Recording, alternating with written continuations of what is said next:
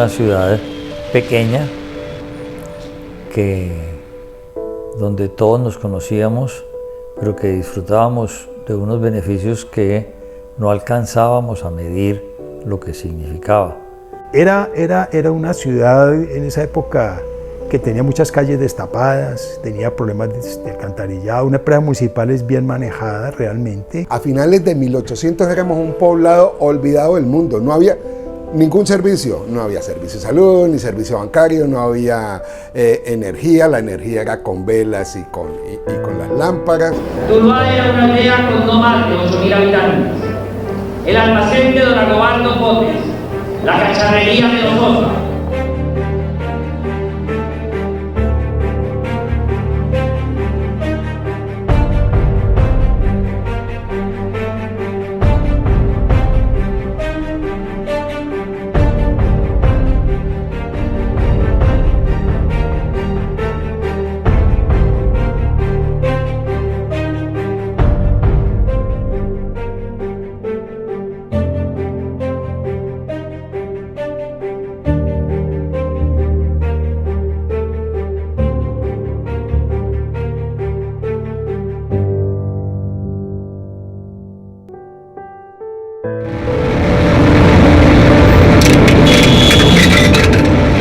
No tenía universidad, por eso tuvimos que salir de Tuluá a estudiar en la universidad.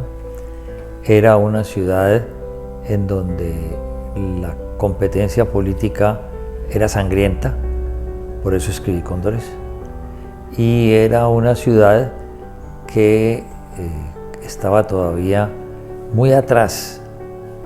Era la época en que había tren. Hay una generación del 10 al 40 que fueron hombres cívicos y mujeres cívicas de Tuluá que permitieron un crecimiento y la formación de la ciudad como tal. Y en el 23 se inaugura la estación del ferrocarril aquí. Un pueblo que pasó a ser ciudad porque montó el reloj público en la Torre de San Bartolomé, porque vio llegar el ferrocarril, porque vio llegar el alcantarillado, porque vio construir el acueducto de la Ribera, porque vio la primera planta de electricidad también en la Ribera y la Compañía de Electricidad de Tuluá, porque pudo ver el alumbrado público, pudo ver el pabellón de carnes anexo a la vieja galería y porque sus gentes siempre pensaron en el desarrollo de la ciudad. Mira, Tuluá se volvió tan importante que empezaron a llegar migraciones de extranjeros, lo que denominaban los turcos, y en esa bolsa, que son los que vienen del Imperio Otomano, ahí estaban los turcos, los libaneses, los judíos, y ellos permitieron una dinamización de la economía, y especialmente en lo que luego sería la calle Sarmiento. ¿Por qué?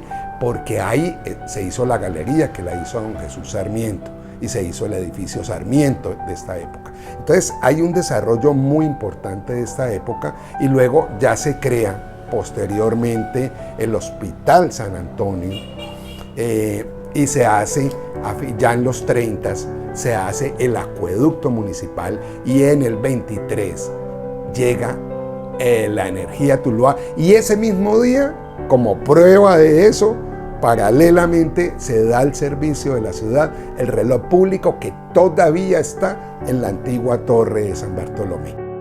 Pues es que ese crecimiento se dio a raíz de la biblioteca. La biblioteca fue la que empezó a impulsar todo el movimiento cultural de Tuluá. Allí hicimos exposiciones, traímos gente importantísima a Tuluá como conferencistas pues de lo mejor.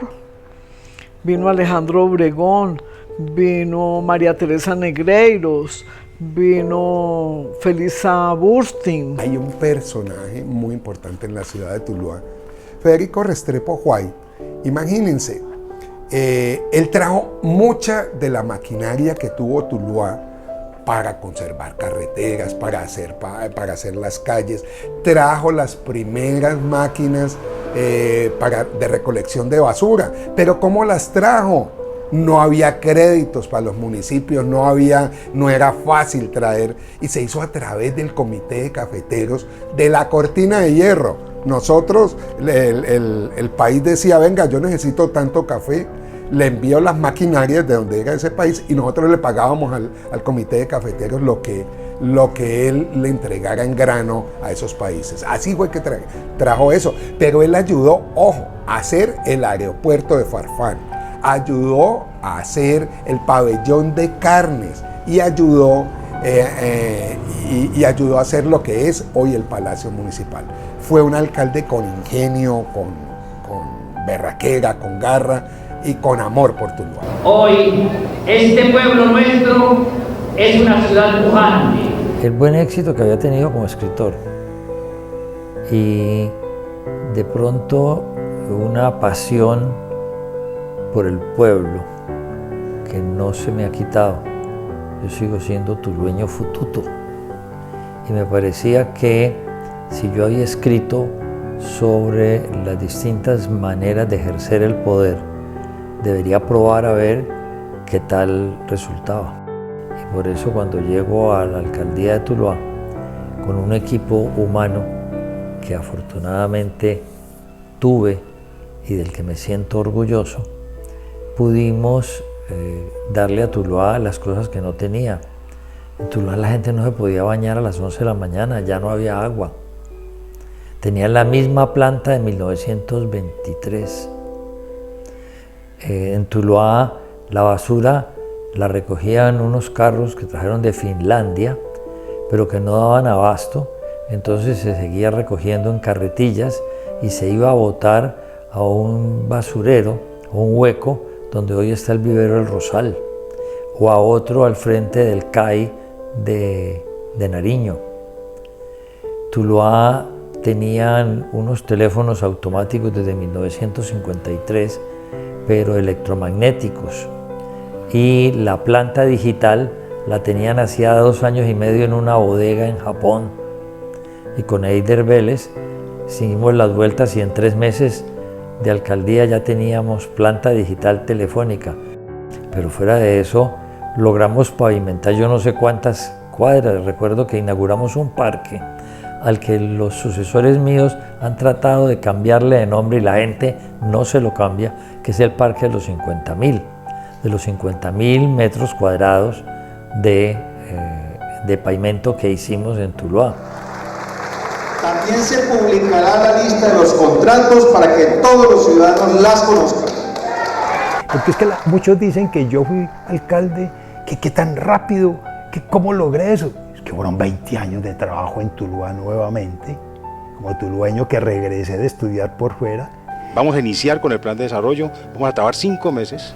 De ese plan de desarrollo que lo hizo el Instituto Agustín Codazzi y lo traen con aerofotografías del crecimiento de la ciudad, lo que da una serie de elementos muy importantes para el diseño, el modelo de diseño de Tuluá, que proponen inclusive la transversal 12, proponen áreas de expansión.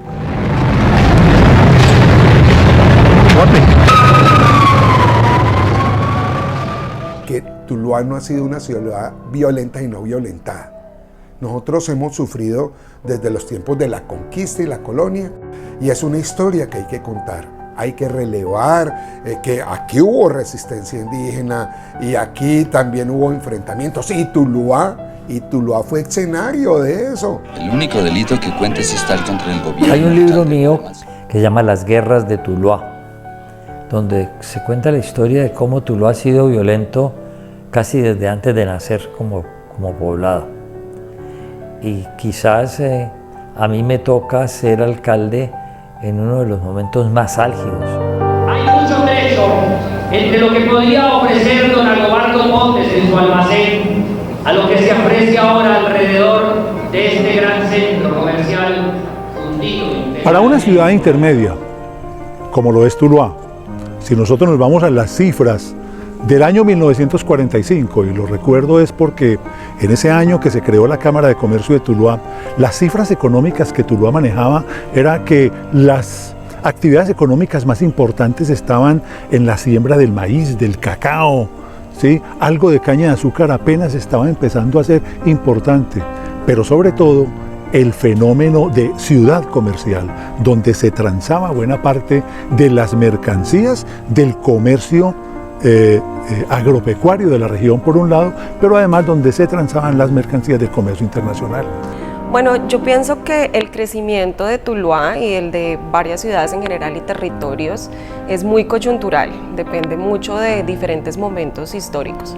Entonces podemos tomar una foto del municipio de lo que ha sido los últimos 5 años y vemos aproximadamente, o bueno, 5 o 6 años, y vemos como en 2017, 2018, en general la economía no solamente de Tuluá, sino del país venía creciendo a pasos agigantados. Llega el año 2020 con un tema de pandemia y pues esto, digamos que hace que esto descienda o reverse un poco ese tema del crecimiento, y que no solamente fue aquí en Tuluá, sino que fue a nivel nacional, mundial incluso. Tuluá completó su esquema de educación montando la universidad. Tuluá completó su esquema de salud con la transformación del Hospital San Antonio en Hospital Tomás Uribe y el montaje de la clínica de San Francisco, que se llamó en ese entonces de Nuestra Señora de Fátima. Tuluá vio cómo podía organizarse hacia la montaña. A mí me tocó pavimentar hasta San Rafael y pavimentar hasta la Marina. Los extranjeros nos enseñaron cómo era el crédito y cómo era la dinámica, y nosotros, si ustedes lo ven, desde esta época inicial, desde los 20, nosotros nos posicionamos como una ciudad eminentemente comercial. El tejido empresarial de un territorio es el soporte más importante para el crecimiento sostenible y para el desarrollo. Y Tuluá tiene una gran cantidad de empresas de tradición, Tuluá y la región del centro del Valle del Cauca, que han sido su soporte. De las casi 16.000 empresas que están registradas en la Cámara de Comercio de Tuluá y que pertenecen a los 7 municipios de este circuito económico, hay por lo menos un 40% de empresas que tienen más de 50 años. Quiere decir que es un empresariado de tradición, que creó, que llegó a crearse para quedarse y para seguir generando riqueza en el territorio. Nosotros en Tuluá, ¿cómo vamos? Llevamos aproximadamente casi 4 años, un poco más de 3. Y el seguimiento y evaluación que hemos hecho a la calidad de vida, que es nuestro propósito, que es nuestro foco, hemos podido ver allí cuáles son esos puntos potenciales de Tuluá, esos puntos a favor que tiene el municipio como una ciudad pequeña que permite ser un buen vividero, donde los trayectos que toman los ciudadanos de ir a un lugar a otro son cortos, donde el clima es un clima que permite una actividad económica que por medio de diferentes pisos térmicos permite una actividad económica amplia que beneficia, digamos, en cierta forma también lo que es los recursos con los que cuenta el municipio, las actividades a las que se pueden dedicar los ciudadanos, por supuesto, también.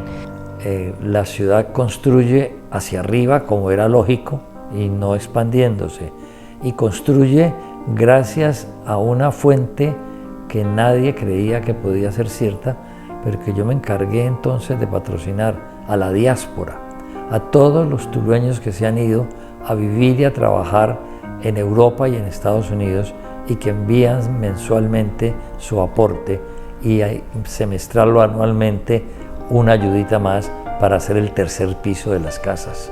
Para cada una de las personas que hemos tenido que desarrollar acciones y que hemos tenido el privilegio de gobernarla, tiene que ser motivo de orgullo, porque todas y cada una de las acciones desarrolladas por cada uno de los alcaldes debe estar contribuyendo fuertemente al crecimiento de la región.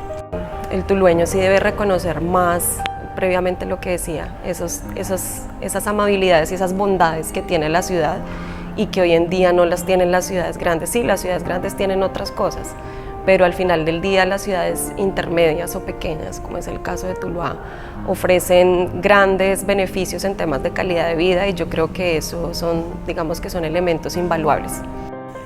Pues yo sí me siento orgulloso, no solamente de haber sido su alcalde en 2 oportunidades, sino de haber sido su novelista y sobre todo de no haberme alejado de ella.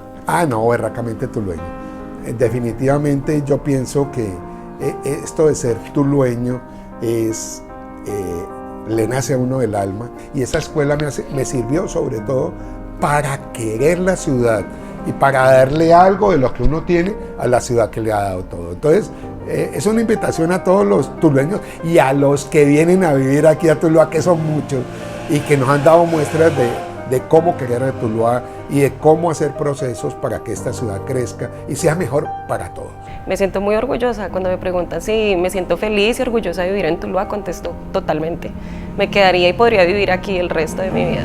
¿Recomendás Tuluá? Recomiendo Tuluá, me siento tranquila, me siento feliz viviendo aquí. Son satisfacciones que a mí me quedan sin necesidad de salir de aquí, porque ya ahora, con esta hiperacusia y cojo, sí que salgo poco a Tuluá.